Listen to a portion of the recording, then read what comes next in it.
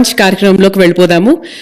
మరి ఈ రోజు మన కార్యక్రమానికి విచ్చేసిన చీఫ్ గెస్ట్ తెలంగాణ రాష్ట్ర ముఖ్యమంత్రి వర్యులు రేవంత్ రెడ్డి గారి చేతుల మీదుగా కర్మయోగి పుస్తకం లాంచ్ జరుగుతుంది. ఆ తర్వాత సార్ మాట్లాడతారు. సో రేవంత్ రెడ్డి గారి చేతుల మీదుగా కర్మయోగి బుక్ లాంచ్. సో ఇంతకుముందే మ్యామ్ చెప్పారు, గోపాలకృష్ణ గారు పుట్టుక అంటే బర్త్ ఎక్కడ జరిగింది, ఆయనది మాత్రమే కాదు, వాళ్ళ యాన్సిస్టర్స్ ఎక్కడ పుట్టారు, వాళ్ళ ప్రస్థానం ఏంటి, వాళ్ళ మదర్ బర్త్, తర్వాత ఆయన జర్నీ, అంటే ఈ పుస్తకము ప్రతి ఒక్క లైబ్రరీలో ప్రతి ఒక్క ఆస్పైరింగ్ ఐఏఎస్ ఆఫీసర్ అంటే మనకి ఐఏఎస్ ఆఫీసర్స్ ప్రతి ఒక్కరి ఇంట్లో కూడా ఉండవలసినటువంటి పుస్తకం. So that's the book Karmayogi. So మొదటి పుస్తకాన్ని రేవంత్ రెడ్డి గారు సుజాత గారికి అందజేశారు. So behind every men success there is a women. Yes, thank you so much sir, and thank you to each and every one. ఇక now it is time for Revanth Reddy గారు to speak few words about the occasion.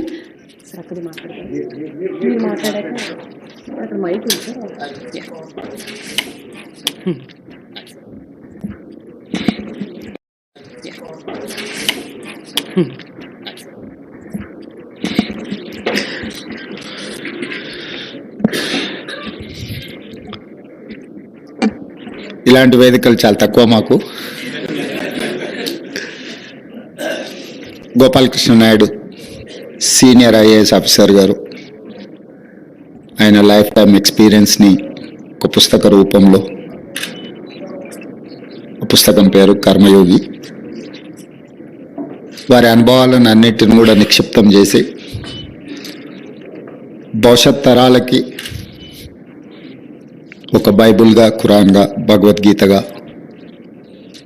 దేశానికి సేవలు అందించబోయే civil servants నుంచి political executives వరకు వారి అనుభవాలను share చేసుకోవడానికి వారు అందించిన ఈ పుస్తక విడుదల కార్యక్రమంలో తెలంగాణ చీఫ్ సెక్రటరీ శాంతకుమారి గారు, అదేవిధంగా స్పెషల్ చీఫ్ సెక్రటరీ రామకృష్ణారావు గారు, మిసెస్ గోపాలకృష్ణ నాయుడు గారు, senior IAS, IPS, IFS and other civil సర్వెంట్స్కి సంబంధించిన రిటైర్డ్ అండ్ ప్రస్తుతం సేవలు అందిస్తున్న అధికారులు, గోపాలకృష్ణ నాయుడు గారి కుటుంబ సభ్యులు, వారి అభిమానులందరికీ ఈ సందర్భంగా శుభాకాంక్షలు తెలియజేస్తున్నాను.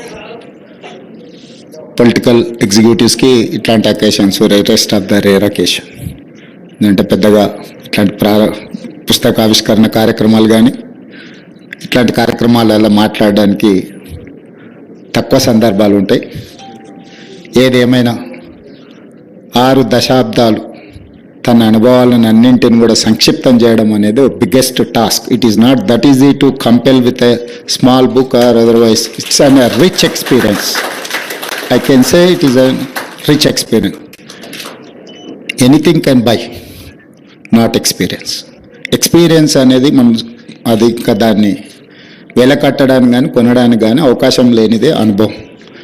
ఆ అనుభవాన్ని నిక్షిప్తం చేసి ఒక పుస్తక రూపంలో తీసుకురావాలి అంటే అది 60 సంవత్సరాల అనుభవాన్ని పుస్తక రూపం చేయడం అంటే కూడా అది బిగ్గెస్ట్ టాస్క్. అందులో గోపాలకృష్ణ నాయుడు గారు సక్సెస్ అయ్యారు. ఎందుకంటే అతను 62లో సర్వీస్లో జాయిన్ అయినప్పటి నుంచి మొదటి ప్రధానమంత్రి పండిట్ జవహర్లాల్ నెహ్రూ గారి నుంచి మొదలు పెడితే ప్రస్తుత ప్రధానమంత్రి నరేంద్ర మోడీ గారి వరకు వారికి ఉన్న అనుభవాలు, ఈ దేశంలో క్లోజ్డ్ ఎకానమీ నుంచి ఓపెన్ ఎకానమీ వరకు జరిగిన వేగవంతమైన పరిణామాలన్నిటిని కూడా వారు ప్రత్యక్ష సాక్షి. చాలామంది కొన్ని సందర్భాల్లోనే సాక్షులుగా ఉంటారు. సో ఫ్యూచర్ను కూడా వారు విజువలైజ్ చేయగలుగుతున్నారు.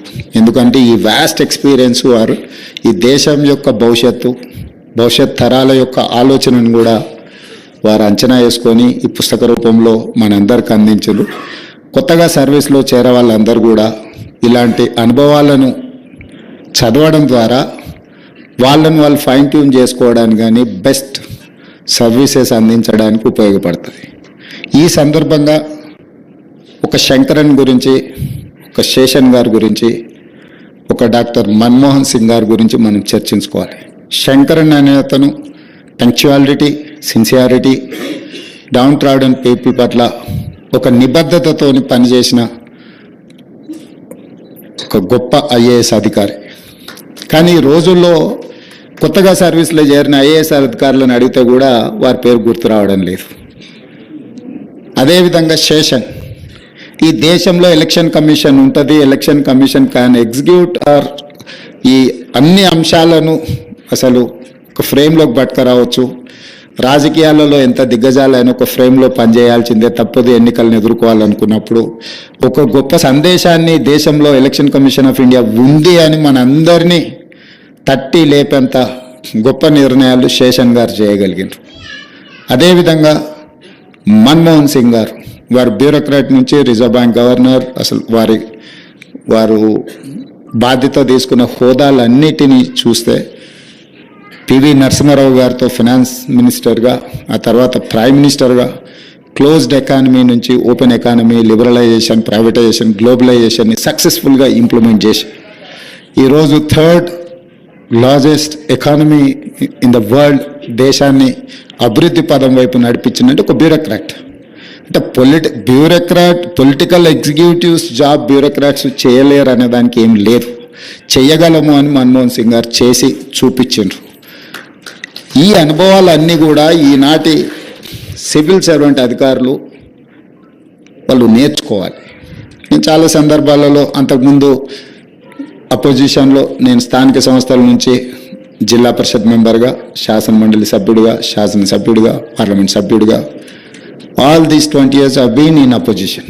చాలా సందర్భాల్లో అధికారులతో నేను కలవడం కానీ, మాట్లాడడం కానీ, సమస్యల్ని ప్రస్తావించడం కానీ, సమస్యల్ని వాళ్ళ దృష్టికి తీసుకెళ్ళే ఒక అనుభవం అయితే ఈ 14-15 నెలలు head of the state chief మినిస్టర్గా సివిల్ సర్వెంట్ అధికారుల నుంచి కింది అధికారుల వరకు చూస్తున్నప్పుడు గతంలో అధికారులు చాలామంది సరే 10-15% హియర్ అండ్ దేర్ ఉంటారు. 70-80% అధికారులు రాజకీయ నాయకులు ఏదైనా అంశాలు ప్రస్తావించినప్పుడు అందులో ఉండే లోతుపాతులు, లేకపోతే అది చేయడం వల్ల జరిగే నష్టాన్ని, లేకపోతే చట్ట విరుద్ధంగా రేపు ఏ విధంగా సమస్య అవుతుందో వివరించేవాళ్ళు.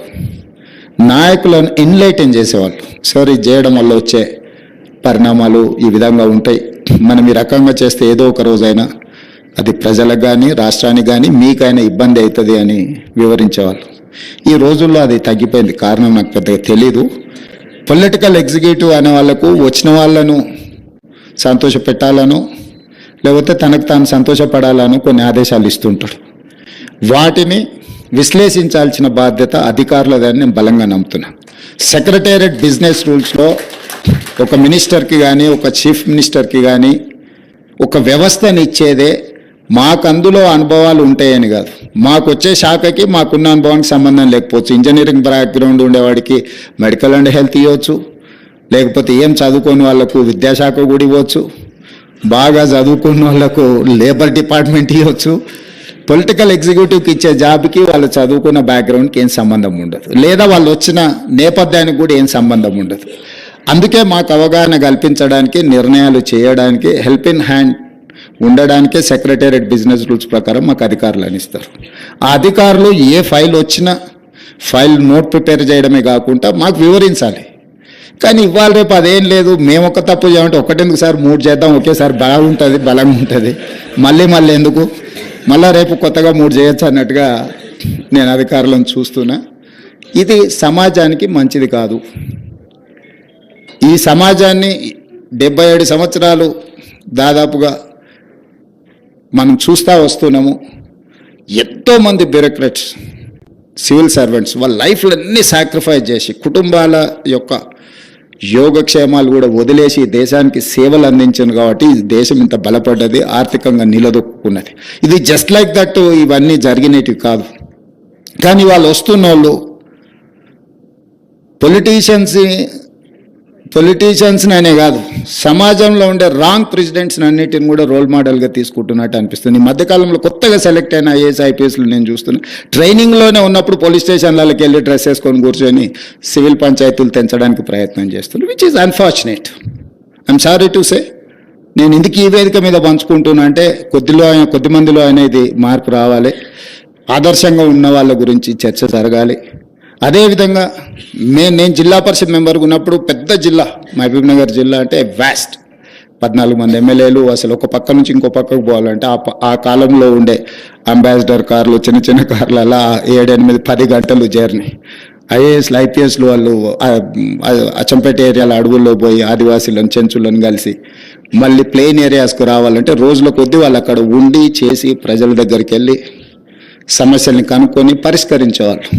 లీడర్స్ కంటే కూడా ఆఫీసర్స్తో ప్రజలు మమేకమయ్యే వాళ్ళు, చెప్పుకునేవాళ్ళు.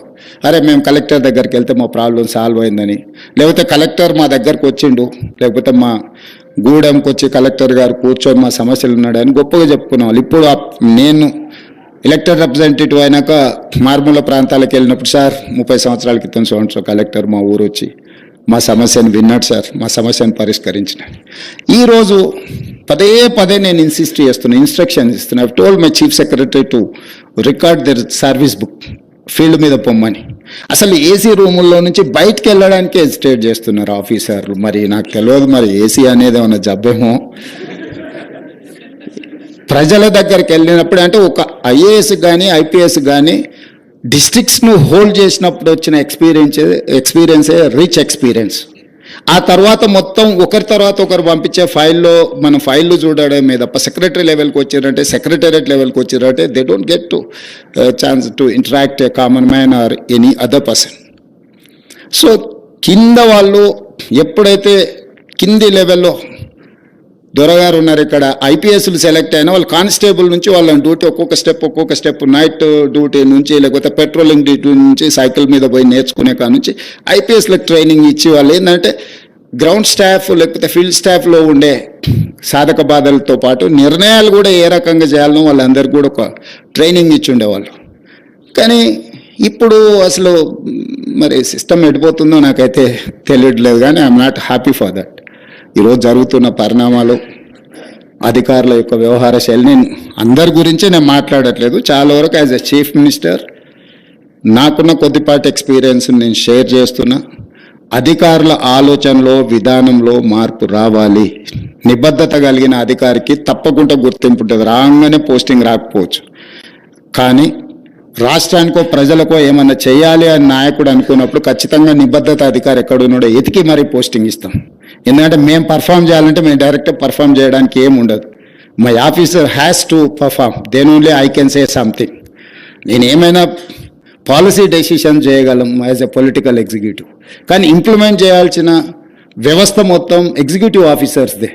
వాళ్ళే మమ్మల్ని ఎన్లైటన్ చేయాల్సింది, మాకు అవగాహన కల్పించాల్సింది, అన్ని సబ్జెక్టులలో ఏ సబ్జెక్టులో ఏముంటుంది, ఏం చేస్తే ఏమవుద్దని అవగాహన కల్పించాల్సింది అధికారులదే బాధ్యత. అలా చెయ్యాలనే అధికారులను కోరుకుంటూ, గోపాలకృష్ణ నాయుడు గారు లాంటి సీనియర్, దాదాపుగా first prime minister to present prime minister వరకు వారి అనుభవాలు ఇతర అధికారులు నేర్చుకోవాల్సిన అవసరం ఉన్నది. అప్పుడప్పుడు సీనియర్ బ్యూరోక్రాట్స్, రిటైర్డ్ అధికారులు వీళ్ళతో ఒక ఇంటరాక్షన్ లేకపోతే ఏదైనా ఒక సెషన్ పెట్టి చేస్తే అది కొంత ఉపయోగకరంగా ఉంటుంది. అట్లాంటి కార్యక్రమాలు వీలైనంత మేరకు ఆర్గనైజ్ చేసి వాళ్ళ అనుభవాలను ఇతరులకు చెప్పడానికి అవసరమైన ఏర్పాట్లను రాష్ట్రం తరఫున ఏర్పాటు చేయమని చెప్పి మా చీఫ్ సెక్రటరీ గారికి ఆదేశాలు ఇస్తూ, ఎందుకంటే ఆ ఎక్స్పీరియన్సెస్ వాళ్ళు షేర్ చేసుకుంటే, ప్రత్యక్షంగా వింటేనే వాళ్లకు అవగాహన కలుగుతుంది. చదివేంత ఓపిక, తెలుసుకునేంత అవసరము ఇప్పుడు లేకపోవచ్చు. అప్పుడప్పుడు మీరు చిన్న చిన్న సెమినార్స్ ఆఫీసర్స్ని, పర్టికులర్గా కలెక్టర్స్ని, డిస్ట్రిక్ట్ ఎస్పీలను, ఇలాంటి వాళ్ళని అందరినీ కూడా మనం అప్పుడప్పుడు పిలిచి వీళ్ళ అనుభవాలను మరి చెన్నారెడ్డిలో లేకపోతే ఇక్కడ మీ ఐఏఎస్ ఆఫీసర్స్ అసోసియేషన్ బంగ్లాలను అప్పుడప్పుడు పెట్టాల్సిందిగా, కొత్త అధికారులకు నేర్చుకోవాల్సిందిగా. 35 సంవత్సరాల సర్వీస్ ఉంటుంది. పొలిటికల్ ఎగ్జిక్యూటివ్స్ వస్తుంటారు, పోతుంటారు, మారుతుంటారు, రకరకాల ఆలోచనలతో వచ్చేవాళ్ళు పోయేవాళ్ళు ఉంటారు. కానీ సివిల్ సర్వెంట్ 35 years ఈ సమాజానికి సేవలు చేయాలి. అది అత్యంత గౌరవప్రదమైన పోస్టు. ఈ గౌరవప్రదమైన పోస్టును మనం హార్డ్ వర్క్ ద్వారా లేకపోతే ప్రజలకు ఉపయోగపడే విధంగా, మనం కుర్చీలో కూర్చున్నప్పుడు ఏ విధంగా పేదోడికి సహాయం చేయాలన్న ఆలోచన చేయాలి, మనకున్న జ్ఞానాన్ని కానీ మనకున్న అధికారాన్ని బట్టి. కానీ ఏ విధంగా అడ్డేయాలి, ఏ విధంగా ఇబ్బంది పెట్టాలి, వచ్చిన ఫైల్ మీద ఏ విధంగా నెగటివ్ కామెంట్స్ రాయాలి అనే ఆలోచన తగ్గించుకొని ఒక పాజిటివ్ అప్రోచ్ ప్రజలకు ఉపయోగపడే విధంగా చేస్తే చాలా కాలం గుర్తుంటారు. ఇవాళ ఈ వేదిక మీద నేను ఒక శంకరన్ గారిని, ఒక శేషన్ గారిని, ఒక మన్మోహన్ సింగ్ గారు లాంటి చాలామంది అధికారులు, నేను కొద్ది మంది అధికారుల పేర్లు నేను ఇక్కడ మెన్షన్ చేస్తున్నా. భవిష్యత్తులో అలా ఈ రాష్ట్రంలో అధికారుల యొక్క ప్రాధాన్యత ఉండాలి అని కోరుకుంటూ మీ అందరి దగ్గర సెలవు తీసుకుంటున్నా. ధన్యవాదాలు.